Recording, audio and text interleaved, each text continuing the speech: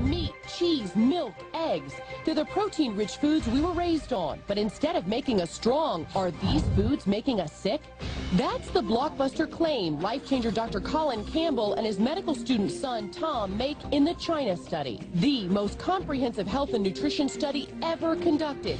A stunning 30-year endeavor partnering Cornell and Oxford universities and concluding your diet can reverse cancer and heart disease, even get you off medications for diabetes and MS. Now he's explaining the dangers of an animal protein diet to best-selling wellness author Extra's Kathy Preston. You saying that animal protein causes cancer? Yes, when it's consumed in excess of the amount of protein we need. And most of us eat 2.5 times the amount we need. It shifts the balance of hormones. It increases the rate at which cells divide and grow. That's part of the cancer process. At each step, more animal protein created more trouble. What would you say to a mother who's giving her baby or child milk to build strong bones and grow? I said dairy is not a good food at any age, especially for children. The countries that consume the least dairy have the lowest rates of osteoporosis. The National Dairy Council strongly disagrees, telling Extra the bone health benefits of daily dairy consumption have been established for decades. Is there really hope that you could reverse the process of cancer or heart disease with a diet? You certainly can with heart disease. Almost 100% of diabetics, once they switch to a plant-based diet, can get off their insulin. And that's just the tip of the iceberg. They were able to suspend and stop multiple sclerosis in 95% of the cases. Suspend or stop it? Or stop it. It's almost like food as medicine. Food as medicine. It's the revolutionary approach giving hope to patients everywhere. Turning to a plant-based diet, you're saying is up there with perhaps surgery and chemotherapy? Yes. Just one of the blockbuster claims Dr. Colin Campbell and his son Tom make to special correspondent Kathy Preston and in their book, The China Study. This information is vastly superior to the way that we now do things. But get this, according to the current government food pyramid, you're looking at an acceptable day's worth of nutrients. And of course, this food is toxic. I mean, literally, it's toxic. Colin Campbell spent 30 years researching plant-based nutrition and illnesses like cancer, heart disease, and diabetes. Not only do they prevent these diseases, but they can actually suspend them when they're already present. For optimal health, Dr. Campbell says, stick with antioxidant-rich colored vegetables, fruits, potatoes, and whole grains. What to stay away from? I would say dairy, meat, too much alcohol. I might throw in soda, refined sugars. So, how much do you know about nutrition? What do you think makes you stronger, meat or vegetables? Definitely a meat eater. Meat. Vegetables. Can you get protein from plants? No. Yes. Yes.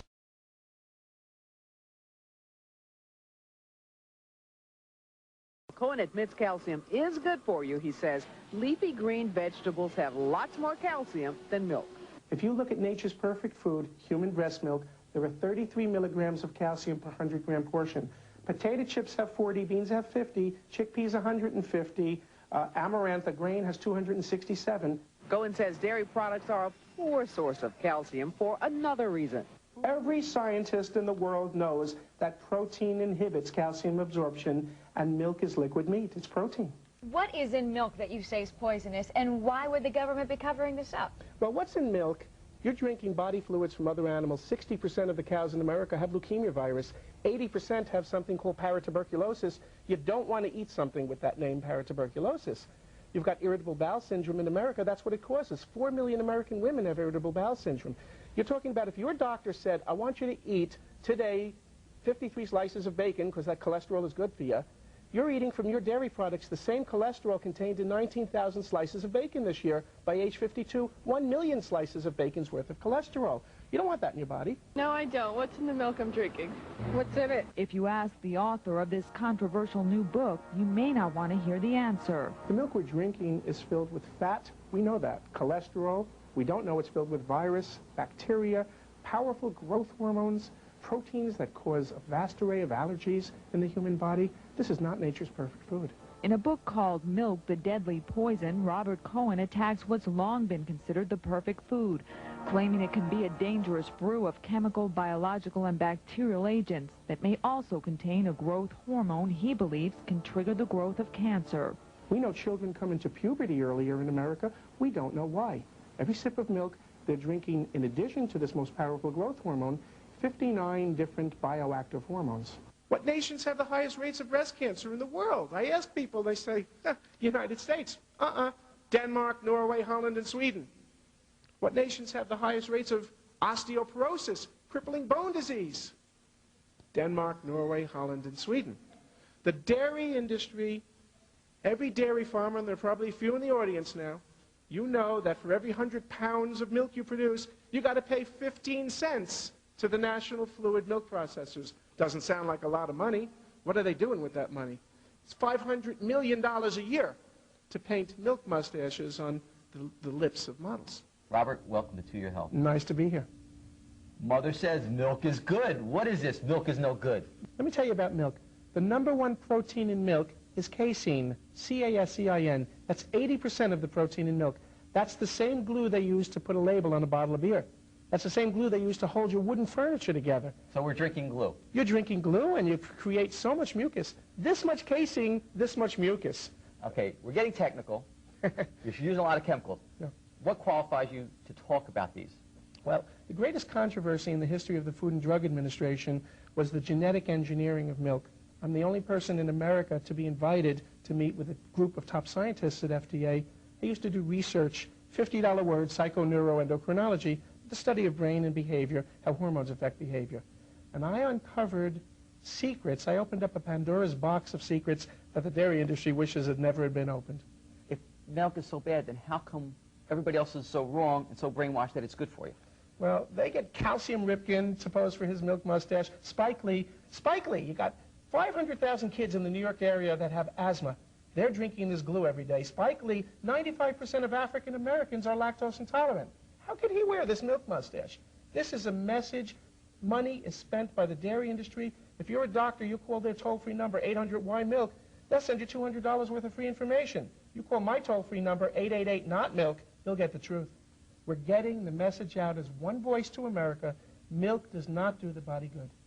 So, got milk? No. Not milk. Not milk. We have a phone number where people can reach you, and what is that? It's toll-free. It's 888-NOT-MILK. Robert, thank you very much. Thank you. How do you lose so much weight? What kind of diet are you on? The short answer is I went on essentially a plant-based diet. I live on beans, legumes, vegetables, fruit. I drink a protein supplement every morning, no dairy. I drink almond milk mixed in with fruit and a protein powder, so I get the protein for the day when I start the day out. And it changed my whole metabolism, and I lost 24 pounds. And I got back to basically what I weighed in high school. But I did it for a different reason. I mean, I wanted to lose a little weight, but I didn't dream this would happen. I did it because after I had this stent put in, I realized that even though it happens quite often that after you have bypasses, you lose the veins because they're thinner and weaker than arteries. The truth is that it clogged up, which means that the cholesterol was still causing buildup in my vein that was part of my bypass. And thank God I could take the stents. I don't want it to happen again. So I did all this research, and I saw that 82% of the people since 1986 who have gone on a plant-based, no dairy, no meat of any kind, no chicken, turkey. I eat very little fish. Once in a while I'll have a little fish, not often.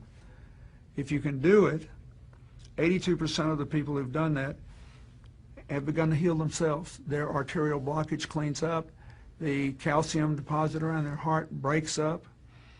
This movement has been led by a doctor named Caldwell Esselstyn at the Cleveland Clinic, Dean Ornish, whom you know, out in California, the doctors Campbell, father and son, who wrote the China study, and a handful of others. But we now have 25 years of evidence.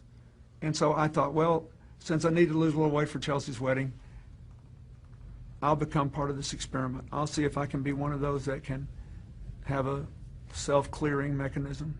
We'll see.